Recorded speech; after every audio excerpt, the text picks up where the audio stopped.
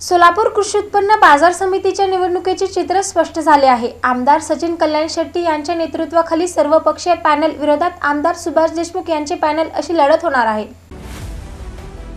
सोलापूर कृषी उत्पन्न बाजार समितीच्या निवडणुकीचं चित्र आता स्पष्ट झालं असून सरळ दोन पॅनलमध्ये ही निवडणूक होणार आहे। आमदार सचिन कल्याण शेट्टी यांच्या नेतृत्वाखालील माजी आमदार दिलीप माने, सुरेश हासापुरे यांच्या गटाच्या श्री सिद्धेश्वर शेतकरी विकास पॅनल विरुद्ध आमदार सुभाष देशमुख प्रणित पॅनल अशी आता ही निवडणूक रंगणार आहे। उमेदवारी अर्ज मागे घेण्याच्या शेवटच्या दिवशी बऱ्याच घडामोडी घडल्या। आमदार सचिन कल्याण शेट्टी, दिलीप माने, सुरेश हासापुरे हे प्रमुख नेते दिवसभर शासकीय विश्रामगृहावर ठाण मांडून होते।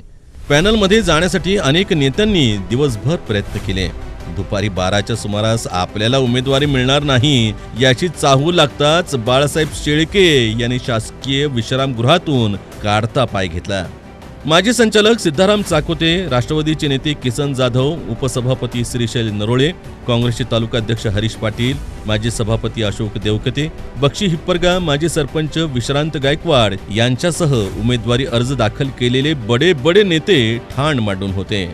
परंतु शेवटच्या क्षणी दिवसभराच्या वेटिंग नंतर श्रीशैल नरोळे यांचा पॅनलमध्ये समावेश झाल्याचं पाहायला मिळालं। सिद्धाराम चाकोते, अशोक देवकते, हरीश पाटील यांच्या पदरी मात्र निराशा आली। राजशेखर शिवदारे हे सुद्धा पॅनलमध्ये सहभागी झाले आहेत।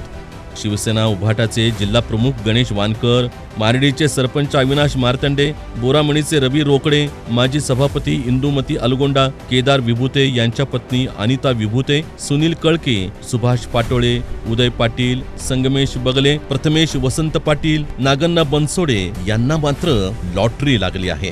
त्यांचा पॅनलमध्ये समावेश झाला आहे।